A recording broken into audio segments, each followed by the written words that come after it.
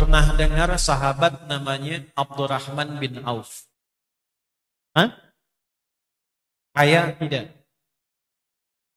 Kaya tidak? Sudah salah. Ini selama ini informasi yang kita salah dengar. Bukan kita. Yang Anda salah dengar. Abdurrahman bin Auf itu sahabat yang soleh, tapi tidak kaya. Salah kalau mendengar beliau kaya. Beliau itu sahabat yang soleh, yang kebangetan kayanya. Ada kaya, kaya banget, kebangetan. Kalau Elon Musk yang sekarang kaya, itu baru kaya. Bill Gates itu baru kaya. Jeff Bezos yang punya Amazon itu baru kaya. Karena hartanya paling banyak 3.000 triliun. Abdurrahman bin Auf itu kalau dikonversi sekarang, saya kemarin disertasi yang dapat honoris causa itu diantaranya menganalisis kekayaan sahabat. Abdurrahman bin Auf itu kalau dikonversi hartanya ke sekarang ini, itu setidaknya 72.000 triliun. Kebangetan kayanya itu sahabat. Kebangetan. Punya kapak, kapaknya terbuat dari emas. Elon Musk yang punya Tesla itu belum tentu punya kapak itu. Abdurrahman bin Auf kapaknya aja terbuat dari apa? Tapi yang paling menarik, beliau itu sedekahnya nggak nanggung. Nggak nanggung. Jadi memang kayaknya kayak betulan. Satu kali 600 kafilah dagangnya. 600 itu di atas unta yang besar-besar.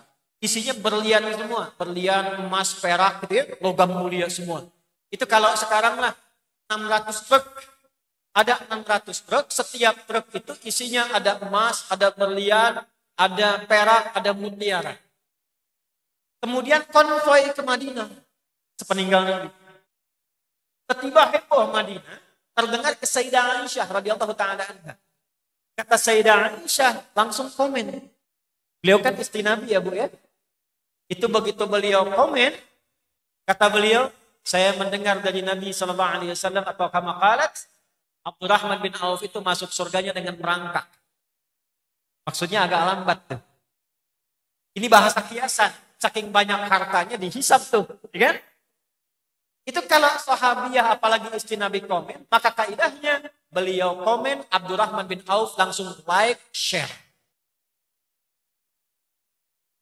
Langsung di like, kemudian apa?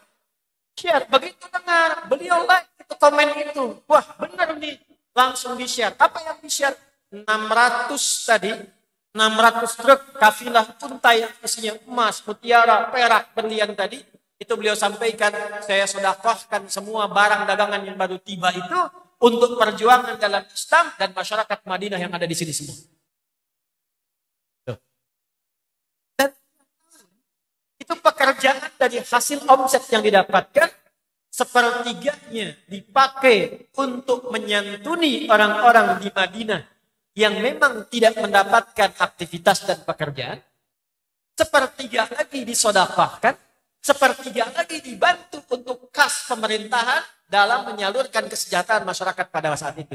Jadi 100% harta yang dibutuhkan orang-orang Madinah, salah satunya disumbang oleh sahabat Abdurrahman bin. Tapi tahukah ibu dan bapak, itu terjadi setelah beliau hijrah.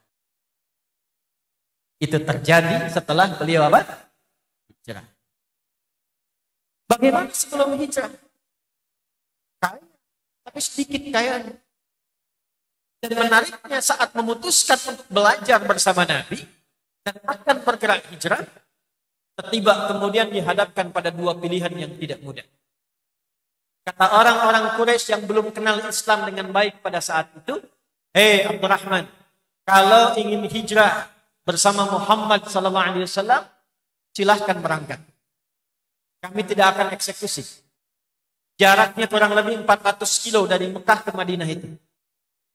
Ditempuh dengan berjalan kaki, Bu. Tapi kami akan rampas semua hartamu. Tidak boleh bawa apapun silahkan engkau berangkat dengan pakaian yang melekat di badan saja. Saya tanya pada bapak ya, jawab dengan jujur nih, dengan jujur. Bapak udah kerja, punya bisnis, punya aset, punya perusahaan. Dalam posisi Abdurrahman bin Auf, suruh milih, silahkan hijrah ya ke tempat yang Nabi Muhammad tunjuk, jalan kaki 400 kilo, tidak boleh bawa apapun, harta aset semua dirampas, berangkat dengan pakaian saja. Saya tanya, pilih berangkat hijrah atau tinggal di Mekah, harta nambah? Gak usah ketawa, jawab. Jawabnya pelan banget. Tuh. Nanti kita belajar mental hijrah seperti apa, karena nggak mudah. Jangan dikira untuk hijrah itu mudah, belum tentu. Maka yang hebat, beliau memilih saya berangkat hijrah. Perhatikan, saya memilih berangkat hijrah. Ditinggal semua Pak. Berangkat dengan pakaian saja. Ya, nanti saya berikan kuncinya di akhir. Kalau itu dapat tuh kunci, apapun yang kita jalani dalam hidup, itu tidak ada yang menyedihkan. Semua terasa indah dan semua membahagiakan. Apapun itu. Sampai ke titik ditawarin yang paling banyak pun, itu bisa menolak. Aku kenal Bilal. Ayo bilang kenal. Ya. Itu Bilal, kerjaannya kan cuma adzan kan. Allahu Akbar, Allahu Akbar. Itu sampai ada sanad sekarang. Sanad adzan. Nyambungnya ke Sayyidina Bilal bin Rabah, ke Nabi SAW. Ada sanadnya. Itu sahabat Bilal bin Rabah, sepeninggal Nabi, ditawari jadi hakim agung. Diburu, dicari tempat tinggalnya. Gajinya diberikan melimpah. Tapi ketika ditawari itu, beliau gak mau. Tetap ingin memilih mempertahankan status yang telah disematkan oleh Nabi sebagai muadzinnya Nabi SAW. Gitu. Nanti saya cerita di akhir. Ini saya ingin tunjukkan dulu gambarannya. Nah, Abdurrahman bin Auf memilih hijrah. Tinggalkan semua. Yang jadi masalah, istrinya Bu. Yang jadi masalah siapa Bu? Iya. Kata orang-orang Quraisy pada masa itu, ditawarkan pada istrinya. Anda mau ikut suami sama status. Hanya boleh berangkat dengan pakaian yang melekat di badan, harta tinggal semua, silahkan berangkat. Belum tentu selamat, meninggal di jalan dalam keadaan melarat. Makanya orang tanya, kenapa nggak dieksekusi? Biarin aja. Sebagai contoh, kalau hijrah ini akan melarat, hijrah ini akan sengsara, hijrah ini nggak akan dapat apa-apa, sehingga mengikut Muhammad semua akan kembali kepada keyakinan semula. Maka apa yang dipilih oleh istrinya Abdurrahman bin Auf? Pertanyaannya sebentar ya Bu. Kata orang-orang Quraisy pada masa itu, kalau engkau tinggal di Mekah, kami akan berikan semua harta suamimu, engkau diangkat jadi perempuan terhormat, kalau ingin menikah dengan pria manapun yang dipilih di Mekah ini, kami yang fasilitasi pernikahannya. Gantian Pak. Kalau ibu ada di posisi istrinya Abdurrahman bin Auf, pilihan cuma dua. Ikut suami tinggal semua harta, berangkat dengan pakaian belum tentu sampai dengan selamat dan kehilangan harta benda, atau tinggal di Mekah, fasilitas lengkap, jadi orang terkaya, janda kaya, bebas pilih laki-laki manapun, nikah difasilitasi. Saya tanya, ibu jawab dengan kuat dan tegas. Ibu ikut suami atau tinggal di Mekah?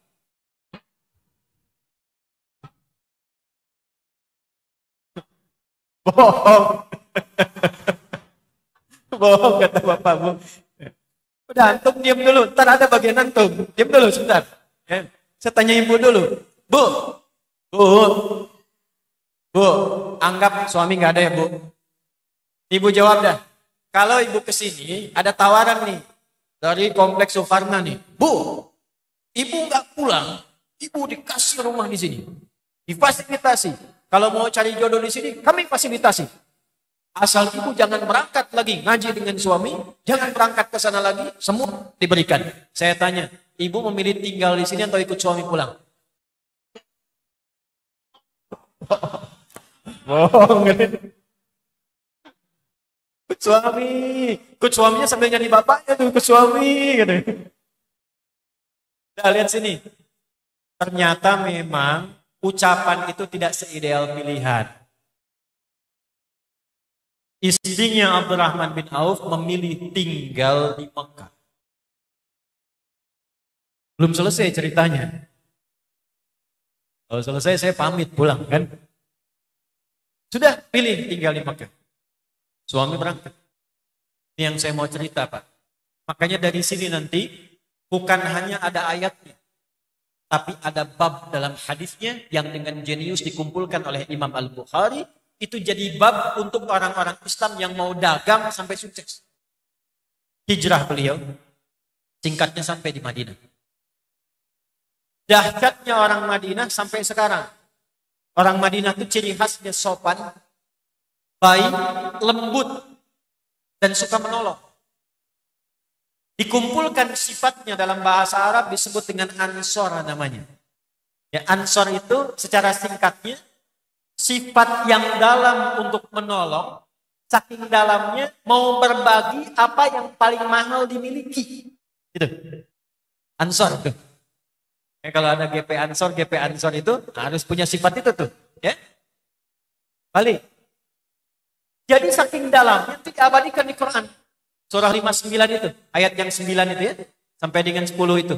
Wa yu'thiruna ala anfusihim walau kana bihim khasasah. Itu bisa bantu orang lain, walaupun harus berbagi apa yang sekarang dimiliki. Ansar. Jadi orang hijrah itu datang ke Yathrib, kelak jadi Madinah, yang haus dijemput oleh orang yang punya minuman, sifatnya sama. Yang lapar ditunggu oleh orang yang bawa makanan. Ini Abdurrahman bin Auf, kisah hijrah ini viral sampai ke Madinah. Ini pernah kaya, jatuh fakir, hartanya dikuras habis, ditinggalkan keluarga demi hijrah mengikuti pedoman petunjuk Nabi. Sampai kisahnya ke Yathrib ke Madinah. Dijemputlah oleh orang paling kaya di Madinah pada saat itu. Yang kebun kurmanya paling banyak, hartanya paling banyak. Begitu dijemput, ketemulah dengan beliau itu menawarkan dua hal. Perhatikan. Akhirul karim. Au kama qala, saudaraku yang mulia. Sami'tu annaka kunta ghaniyan. Aku dengar kamu ini pernah kaya. Kamu ingin kaya lagi?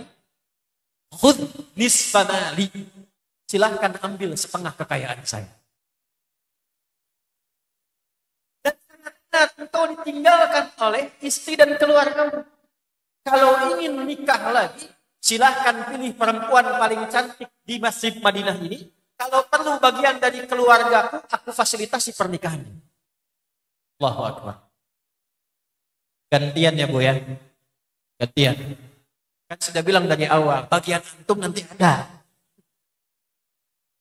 Kalau antum di posisi Abdurrahman bin Auf, datanglah ke Madinah, taruhlah datang ke sini nih, ke Suparman. Ditawari, Pak. Bapak pernah kaya. Kalau pengen kaya lagi, ambil setengah harta saya. Kalau pengen nikah lagi, pilih yang paling cantik di sini, saya fasilitasi. Pertanyaan saya, antum terima atau tidak ditolak sama sekali? Makanya saya kasih tawaran, diterima atau tidak ditolak sama sekali. Sebab wajah itu pasti begitu jawabannya. Percuma Bu, nawarin ditolak. Jawabannya pasti diterima. Tapi yang mahal ini nih huruf taknya. Beliau tahu kalau Nabi perintahkan itu pasti Allah yang minta. Kalau Allah yang minta, Allah itu punya sifat maha baik, maha kaya, maha segalanya. Jadi apapun yang kita kerjakan dengan sifat semua itu pasti Allah berikan. Jadi kalau paham di dalam dirinya ada Allah, saya punya Allah, maka hilang semua bandingan-bandingan dunia itu. Saya punya Allah, Allah maha kaya. Kalau saya ikuti petunjuk Allah, Allah pasti akan berikan yang lebih daripada apa yang pernah saya dapatkan. Karena merasa punya Allah. Itu yang